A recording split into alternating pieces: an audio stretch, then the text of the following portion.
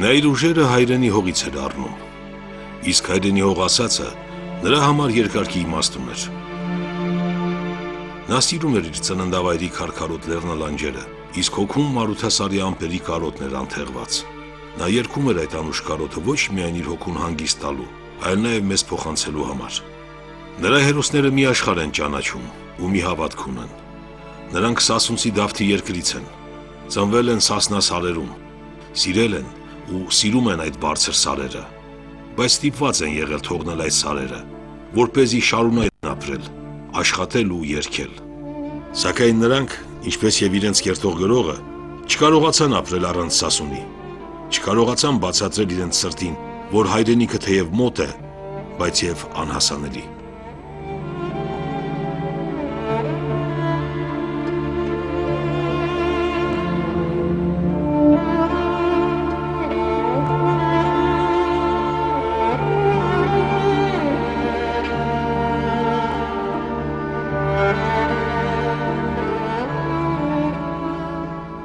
Այս տարի լրանում է Մուշե Գալշյանի ծննդյան 80-ամյակը։ Զարմանալի մի թիվ իր չար օրինաչափությունը գործեց։ 47 տարեկան հասակում մահացավ Պարույր Սևակը, 47 տարեկան հասակում մահացավ Մուշե Գալշյանը, 47 տարեկան հասակում մահացավ Մինաս Ավետիսյանը։ Այս 47-ը յուրահատուկ 37 դարձավ այս 3 արժանավոր մարդկանց համար եւ 3 մահերն էլ եղան փորձանքով ու վթարով։ Մուշե Գալշյանը պիտի ապրեր, որովհետեւ հայրենիք էր երազում, պատմական հայրենիքի կարոտ ուներ, սեր ուներ, սահմանները փակ էին, ամբողջ ուշքի միտքը դա էր, պիտի ապրեր, գնար, տեսներ ու հետո արդեն ստեղծեր իր գրականության շարունակությունը, որը վստահ եմ նոր գրականություն պիտի լիներ։ Ինձ համար երևույթ է իսկապես, երևույթ մեծ իմաստով։ Մուշե Գալշյանի, իմ անդրադարձը Մուշե Գալշյանին, դա ինչ-որ հասունացման պրոցես էր ինձ համար։ Դա այդ խմորը պդի թթվեր, որ նոր լավաշ դառնար, այն նա ինձ համար այդ լավաշն է, հենց, այդ համն է, այդ հոտն է, այդ թոնրի ծուխն է, այդ կարոտն է, ինձ համար Մուշե Գալշյանը մեր կորցրած կարոտների եղեգնա փող հնչեցնողն է։ Եվ այսօր էլ նա այդպիսին, նրա այդ ձայնը, նրա այդ թողած այդ հնչյունը, այդ որը կա, մեր բոլորի մեջ կա, նա մեր այս ազատագրական զարթոնքի դրոշակակիրն էր, և այդպես էլ կա, նա ամեն մի շարժման երևույթի, այս մեր պայքարի առաջամարտիկն է եղել և կլինի անպայման։ Մեր մեծերը արվեստի, գրականության, ընդհանրապես մեր երևելիները իրենց երկրային կյանքից հետո էլ շարունակաբար վերադառնում են։ Վերադառնում են հատկապես, երբ ժողովրդի համար ճակատագրական ժողովուրդը հայտնվում է ճակատագրական անցումային կերմանների վրա։ Եվ այսօր խոսել Մուշե Գալշյան գրողի մասին, Մուշե Գալշյանի գրականության մասին եւ չանդրադառնալ այս իրականությանը, որ մենք ապրում ենք, անհնարին է։ Եվ ի վերջո Մուշե Գալշյանի գրականությունը միտված էր մի գերխնդրի, գրականություն բերել հայրենազրկված հող ու երկիր, գերդաստան ու օջախ կորցրած մի ժողովրդի պատմությունը, որը համառորեն այդ կորուստներից հետո, այդ դաժան աննկարագրելի կորուստներից հետո չպարտվեց։ Մնացին մարդկային այդ սերունդը, բարձր եւ ամենակարևորը, որ դարձյալ բնորոշ է Մուշե Գալշյան գրողի եւ իր գրականությանը, դա հայ մարդու պահվածքն է այս հողի վրա, հայ մարդու վերաբերմունքը իր հողին ու երկրին։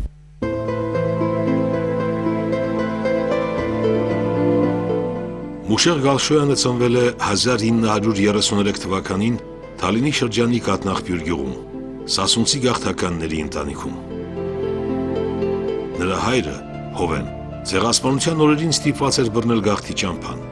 այդ սարսափելի ճանապարհին կորցնելով իր ամբողջ ընտանիքը։ Այդ դժվարին օրերին էլ նա հանդիպել է ապագա կնոջը։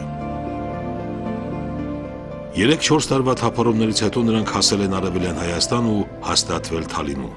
Նրանց զավակներից երրորդը, Մուշեղը, հետագայում հայ գրականության մեջ պիտի փայլեր իր ծնողների թողած հայրենիքի եւ այդ հայրենիքի զավակների հրաշագեղ պատկերներով։ Պատանի Մուշեղի էությունը ձևավորվում էր մանուկյանների տոհմական քաջ մարտիկների, Սասունցի ֆիդայիների մասին պատմություններով։ Նրանց թվում էին Գալշոյի մանուկը, Մուշեղի պապը եւ Փեթարայիսոն,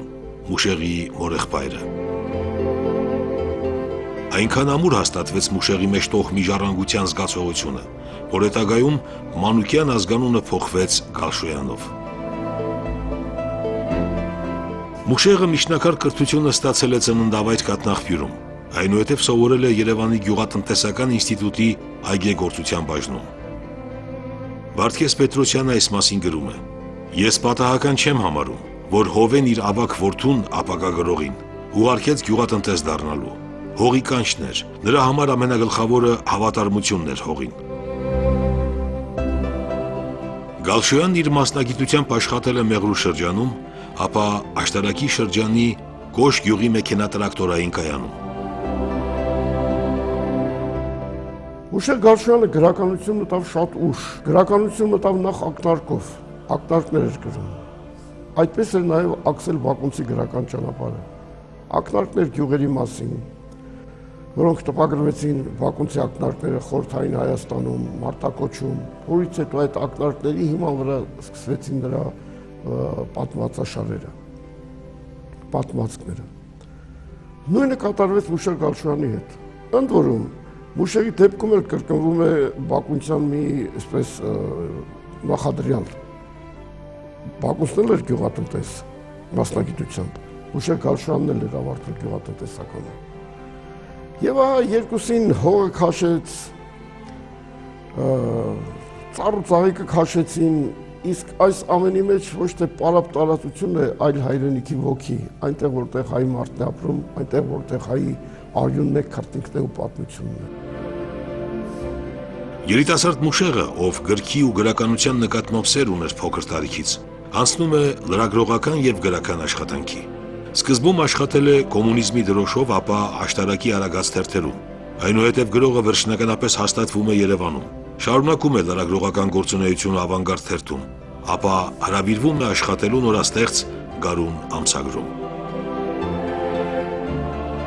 Այդ տարիներին Գալշոյանը գրում է իր առաջին վիպակը՝ Ծորի Միրոն, որը նրան բերում է հասուն գրողի համարում։ Մեղա քեզ Տեր Աստված։ Գլխավոր հերոսը՝ Միրոն, ինչպես գրողի հայրը, ջարդի օրերին կորցրել է ընտանիքը, հասել Թալին, որտեղ ապրել, բայց չի հաստատվել։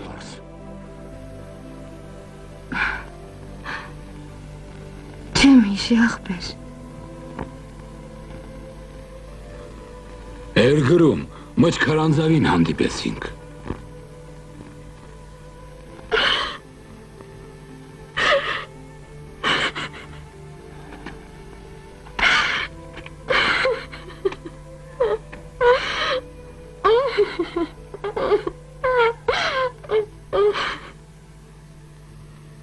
Խոթեցի հարս, քո առաջ մեղք ունենք։ Մարդու ուժ հողի մեջ է, քանի հող չեն խլե ոտածտակ են, մարդ անպարտ է, խլեցին գերի է։ Այսպիսին է Միրոյի փիլիսոփայությունը։ Նրա կառուցած նայում է գյուղի հակառակ կողմը։ Միրոն խռոված է աշխարհից այն ամենի համար, որ կատարվեց իրենց հետ։ Աշխարհը չուզեց նրանց պաշտպանել, իսկ իրենք չկարողացան պաշտպանվել։ Եվ արժանապատվություն ունեցող,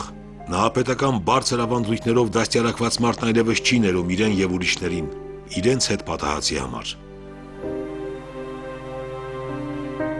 Փախստականի կերպարի այսպիսի մեկնաբանությունը նորություն էր մեր արձակում։ Մինչ Գալշոյանի Ձորի Միրոն, Խաչիկ Դաշտենցն ու Հրաչյա Քոչարն արդեն ստեղծել էին այսպես կոչված կարոտի գրականության գլուխգործոցներ։ Բայց եթե Քոչարի նահապետ վիպակի հերոսը փորձում է մոռանալ անցյալը եւ նոր կյանք սկսել, ապա Գալշոյանի Միրոյի համար անցյալը միշտ ներկա է, որ ծնում է դառնագույն հարցեր։ Միրոյի խռովելը նշանակում էր չհաշտվել իր ճակատագրի հետ։ Առասարակ այս անհաշտությունը դարձավ Գալշոյանի հերոսների ամենաբնորոշ գիծը։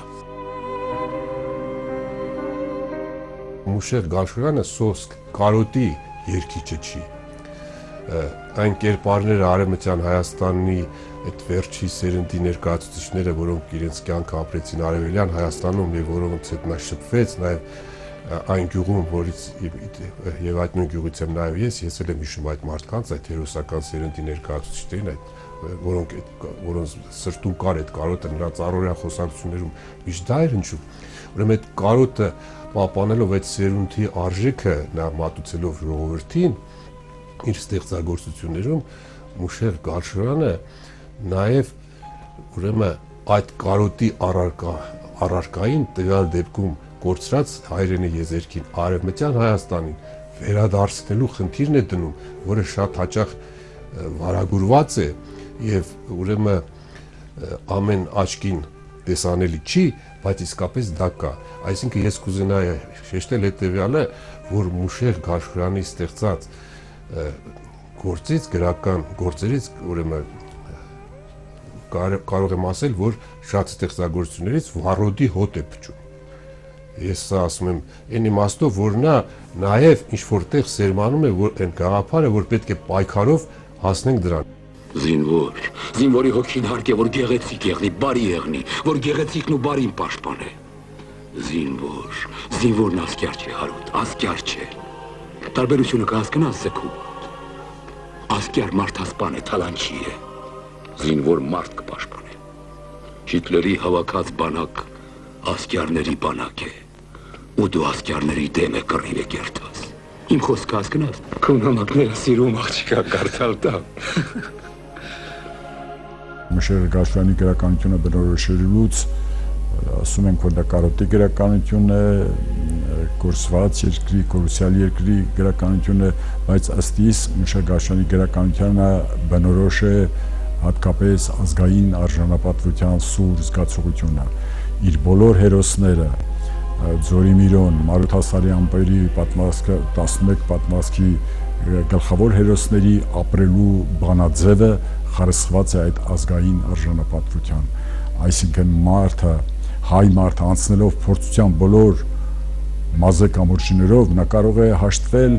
սոցիալական, տնտեսական, ֆիզիկական դժվարությունների հետ, բայց անհնար է, որ ամենաչնչին չափով փորձի զիջել իր ազգային արժանապատվությունից, իր մարդկային արժանապատվությունից։ 1969-ից 71 թվականներին Մուշեղ Գալշոյանը ուսանում է Մոսկվայի Մաքսիմ Գորկու անվան գրականության ինստիտուտի բարձրագույն դասընթացներում։ Վերադառնալով Երևան, նա աշխատանքի է անցնում Նաիրի հրատարակչությունում եւ դրան զուգահեռ ավելի ու ավելի շատ ժամանակ հատկացնում սեփական ստեղծագործություններին։ Գրողի առաջին գիրքը Կռունկը լույս է տեսնում, երբ նա արդեն 36 տարեկան էր։ Կռունկին հաջորդեցին Ծաղկած քարեր ժողովածուն եւ Բովտուն վեպը։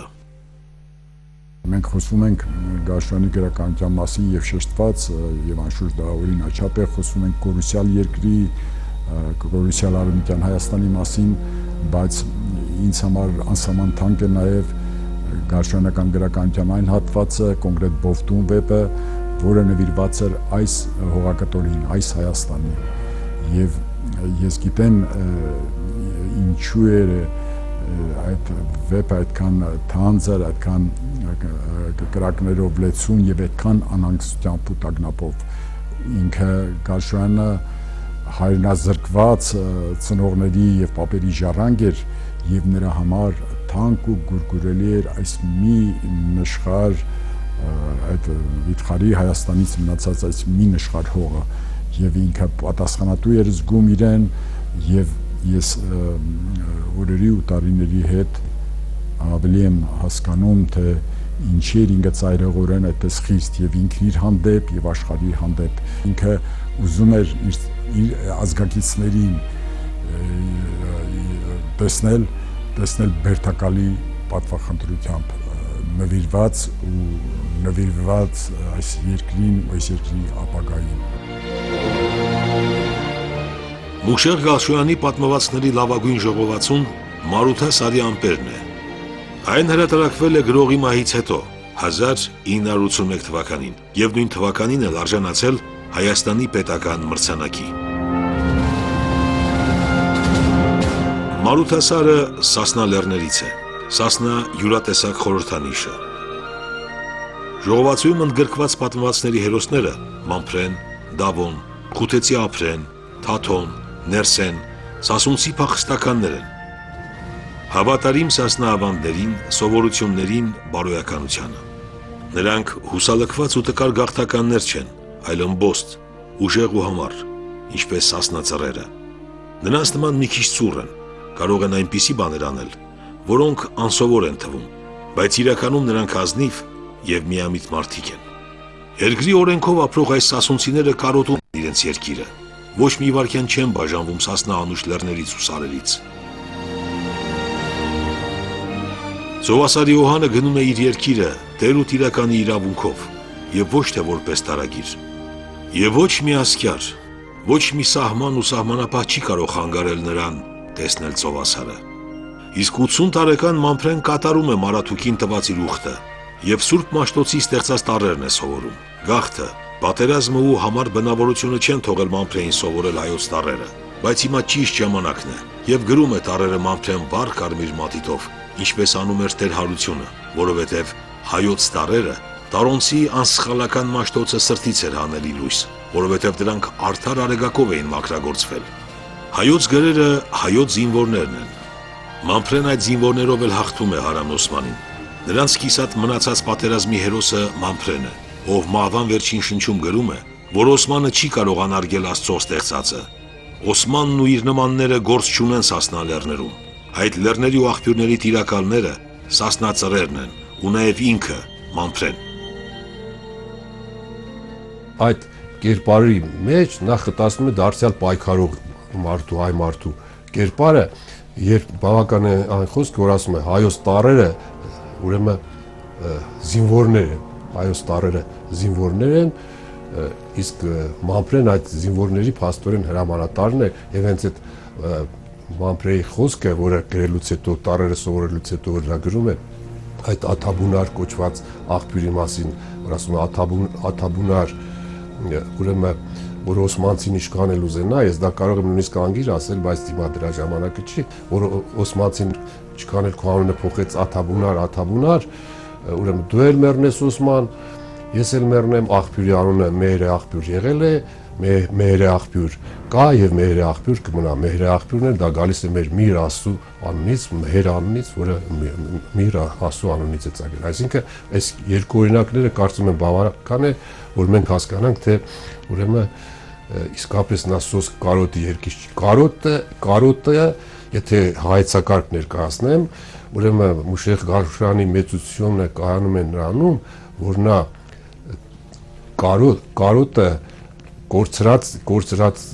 կորցրածը չմոռանալու այդ ձգտումը ներկայացնում է դրան այդ կորցրածը հետ վերադարձնելու համադրությամբ։ Գեղարվեստական հզոր լիցքով,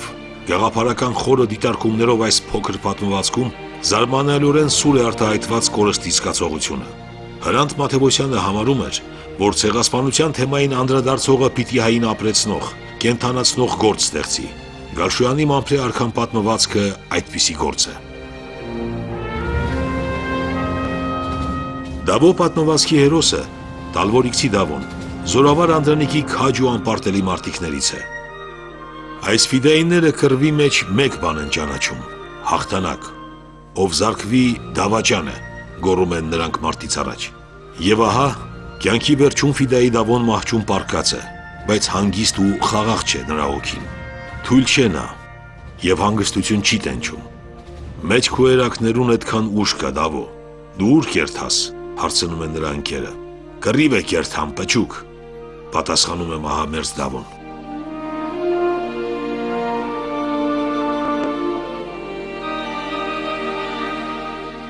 Մուշեղ Գալշոյանը այնպես է ներկայացնում, որ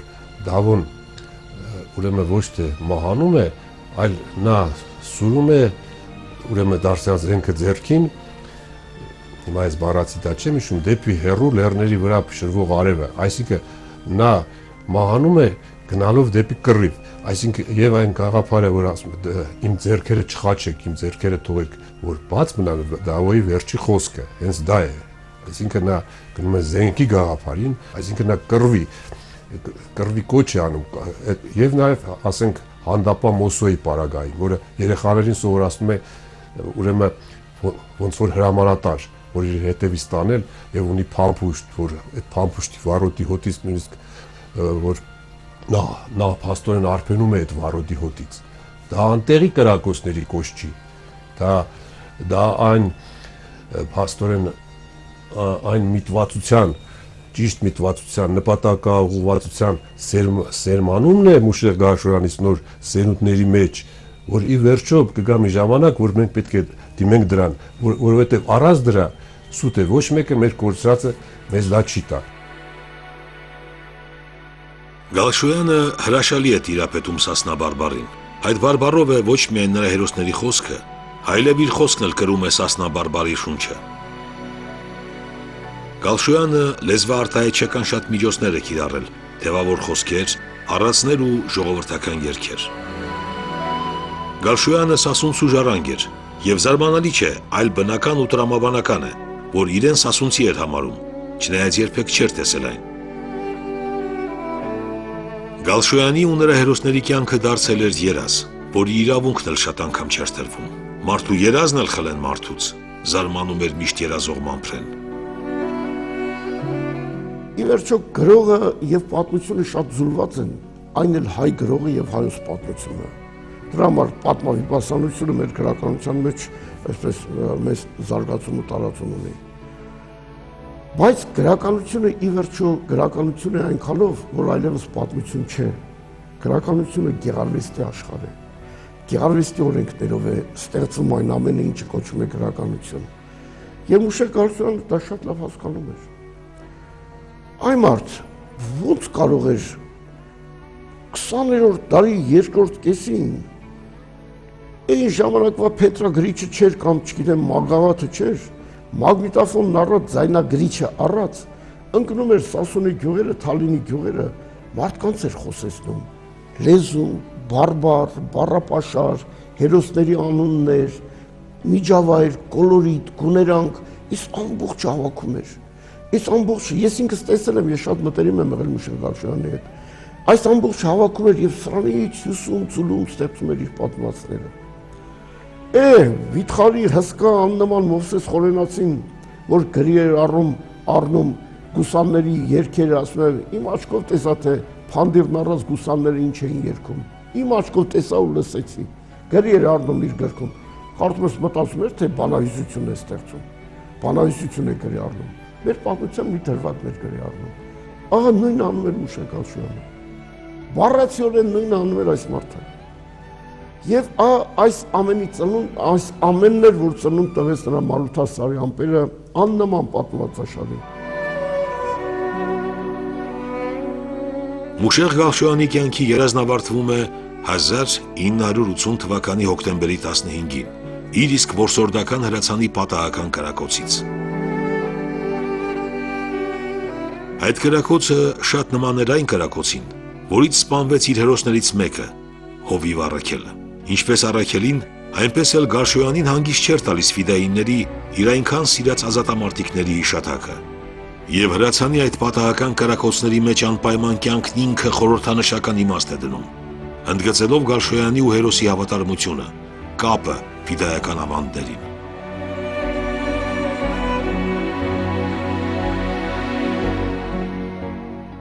Որսորդ միության անդամ դարձավ, որպեսզի հրացան ունենար։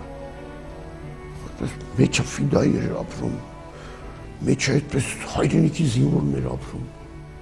Եթե մնար, այ մեր Ղարաբաղյան ազատամարտի տարիներին անպայման նա կգնար ճակատ։ Անհնար է, որ չգնար, որովհետև ամբողջ կյանքում նախապատրաստվել էր դրան։ Այդ զենք կնեց, հենց այդ նպատակով զենք կնեց, որսորդ միության անդամ դարձավ։ Դուրս են եկել բնության գիրք, հրացանը դրել էր գետնին, հետո հիշել էր, որ հրացանը ֆիդայական օրենքով սրբություն է, չի կարելի գետին դնել։ գետնին չի կարելի տնել։ Ես հիշում եմ մեր մանկության տարիներին հանկարծ հացը փողոցում տեսնեին գծացած, վերցնում էի բարձր տեղ էինք տնում։ Չի կարելի հացը ցեխի հետ խառնուի։ Այդպես վերցրել է հրացանը, որ տնի ծնկներին գետնից ձկանը, հրացանի ձկանը մացառներին է կպել եւ այս փողը, որ մոտեցրել է շուռ տալու ժամանակ, ամբողջ այդ կոտորակը լցվել է իր մեջ։ Մի քանի օր տանջվեց, տարապեց մնացավ։ Գրողն անհետետ այդ քրակոցից հետո ամբողջ օրուկես պայքարեց մահվան դեմ։ Նա հույս ուներ, որի երկու զավակների Աստվածը թույլ չի տա, որ ինքը մեռնի։ Ոչ մի խոսք ու ակնարկ ոչ ինքնասպանության, ոչ էլ մահափորձի մասին։ Տարածվեցին լուրեր, թե նրան սպանել են ակնարկելով իշխանություններին։ Ասել, թե Գալշոյան գրողն ու մտավորականը ընդդիմադիր էր իշխանություններին, չափազանցություն կլիներ, բայց որ նա ամբոստ էր ու հաճախ էր ընդվզում գաղափարական ճնշումների դեմ, նույնպես փաստ է։ 70-ական թվականներին, երբ Լիբանանում քաղաքացիական պատերազմ էր բռնկվել ու հայերի դեմ ոտնձգություններ էին կատարվում, Գալշոյանը ոչ միայն գրչով խորհրդային Հայաստանի իշխանություններին կոչ էր անում միջամտել, այլ փորձ էր անում Լիբանան մեկնող կամավորների խմբեր ձևավորել։ Հայոց պատմության պարագայում շատ հաճախ մեր գրողները, երբ մինչև քաղաքական կուսակցությունների ձևավորումը, իրենց վեպերով հանդես են եկել որպես ազգային ազատագրական պայքարի գաղափարախոսներ եւ այդ նմանատիպ վեպերը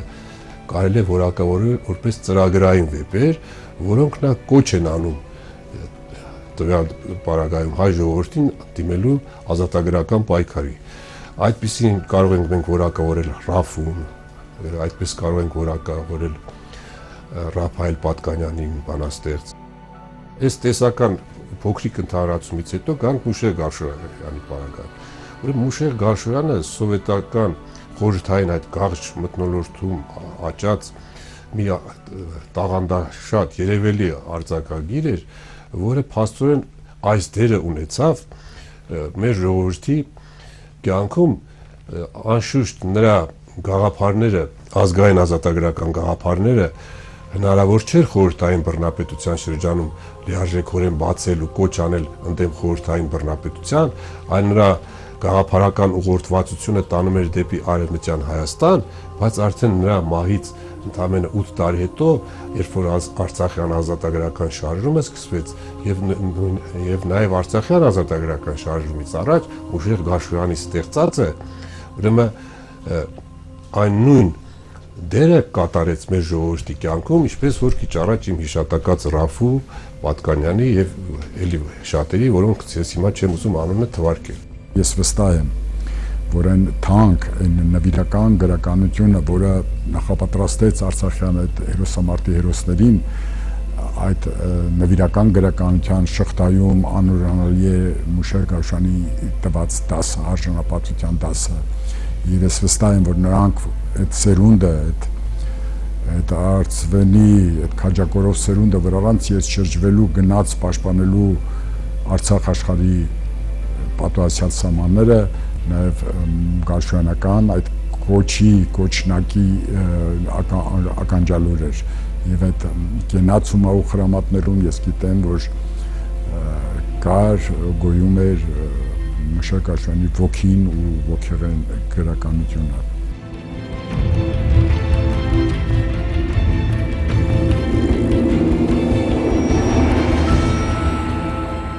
Կարոտ տխրությունը, անուշ տխրություն, ու այդ տխրություն մարդու հոգին կմեծացնե, մարդու կդարձնե աժդահա, հերոս, ասում էր Ձորի Միրոն։ Գալշոյանի հերոսներն ունեն այդ ունակությունը, նրանք իրենց անուշ տխրությամբ հզորանում են ու ընթերցողին էլ հզորացնում։ Այն կրակը, որ վառվում էր Գալշոյանի հերոսների մեջ, վառվում էր իր Գալշոյանի մեջ։ Ով գետ մեկ անգամ բախտ ունեցավ շփվել Մուշեղ Գալշոյան մարդու գրողի հետ։ Ամբողջ կյանքում իր հոգում կրեց իացումը նրա բյուրեղի ազնվության, մանկական միամտության ու տաղանդի ուժի։ Մարդկային կյանքում տեսել եմ նրան լուր, միշտ ավելի լուր էր, քան խոսող, ծխախոտը ձեռքին, սուրճի բաժակը դիմացը, այսպես անորոշ մի կետին նայում էր, այդ կապույտ աչքերով մի ուրիշ կերպար էր նրա, այսպես գույները, տեսակը մի քիչ այլ են, հայի այն տեսակն էր, երևի որ խորենացին ասում էր կապուտաչ եւ շիկավարս, այս տեսակն էր։ Շատ այսպես առաքինի մարդու կերպար էր կյանքում, լավ ընկեր էր, այսպես վստահելի մարդ էր, ուժեղ մարդու տպավորություն էր թողնում, ուժեղ մարդու։ Ես նրան մարդիկ կան, որոնց բացակայությունից հետո, գիտեք, թվում է թե այնպես ասում ենք անհատը ոչինչ չի որոշում, անհատը շատ բան է որոշում, այն էլ արվեստի աշխարհում։ Պարուս Սևակի պես մարդը կնած դատարկություն թողեց իրենից հետո։ Շատ բան ինքը կարող էր անել, մեր գրականության ճանապարհները այլ զարգացումներ կունենային, գիտեր ինչ կաներ։ Նույնը Մուշեղ Գալշյանի հերթը եկավ, նա էլ էր արդեն մեծի պես տնօրինում, գիտեր ինչ պիտի աներ, դժբախտաբար նա էլ վաղաժամ գնաց։ Գիտեք, ես չեմ կարող ասել, թե ինչը ինձ բերեց Գալշոյանի թեմաներին, ինչը մոդեցրեց, երևի դրան ժամանակն էր պետք։ Ես ցավում եմ, որ Գալշոյանի հետ ես կարճ ժամանակով եմ, վերջի տարիներն եմ մտերմացել։ Ես անդրադարձել եմ խորանալով, հասկանալով, ոչ որպես կոնկրետ Մուշեղ Գալշոյան դիմանկար։ Ես ուզեցել եմ այդ լուսավոր ներքինը, այդ իմ կարողությունների սահմաններում վերարտադրել։ Ես թեմատիկ կոմպոզիցիաներ եմ արել Մուշեղ Գալշոյանին նվիրված, ցուցադրվել են, հիմա կան թանգարանում։ Ինձ համար դեռ հիմա էլ ես շարունակում եմ։ Հիմա ես Եղեռնի 100-ամյակին նվիրված նկար եմ անում, որը նորից նվիրված է Մուշեղ Գալշոյանին, հերոսը Մուշեղ Գալշոյանն է, իր աշխարհը։ Ուզում եմ, որ արժանին մատուցեմ Մուշեղ Գալշոյանին։ Ես որպես հայ ուզում եմ իմ պարտքը տամ Մուշեղ Գալշոյանին։ Չգիտեմ, Մուշեղից շատ բան եմ վերցրել։ Եվ թող բան չհնչի մի տեսակ։ Ես Մուշեղի ու Խաչիկ Դաշտենցի հետևից ուզում եմ գնամ, այդ բրաբյոն ծաղիկը փնտրողների մեջ լինեմ։ Ես ուզում եմ հիշեցնել Մուշեղ Գալշյանի այն սույթը, որ միթե հնարավոր է անձնական երջանիկ կյանք եւ հայրենիքն ինքն է ապերջանիկ, ուր կտանի անձնական փառքի ձգտումը, եթե հայրենիքն ինքն է անփառունակ, ինչպես կարող է լինել անձնական սեր, երբ սիրորոց հայրենիքը դժոխքի վերակացուն է օրորում, ազատություն, ասպետություն, փառք եւ հերոսություն է անանձնական կյանքը եւ անանձնական կյանքով կարող է ապրել միայն նա, ով իր սերը չի զատում հայրենիքի սիրուց, ով իր երջանկությունը չի զատում հայրենիքի երջանկությունից եւ այս պարագայում սա ընդամենը բանաձևում չէ, սա ընդամենը գրական շարադրանք չէ, այլ սկզբունք է, կենաց սկզբունք է, որտեղ Մուշեղ Գալշյանը որդեգրեց իր ողջ ստեղծագործական ճանապարհին։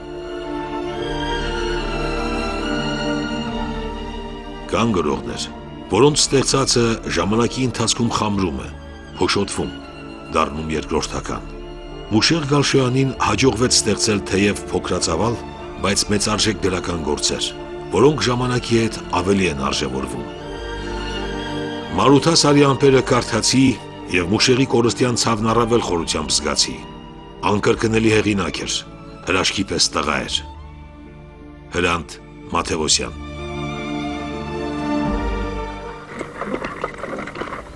Կռվե կար, ըմբես կռվե, որ մեր էսպստի հողլ է, ֆաշիստու ձեր չմրի, մեր հող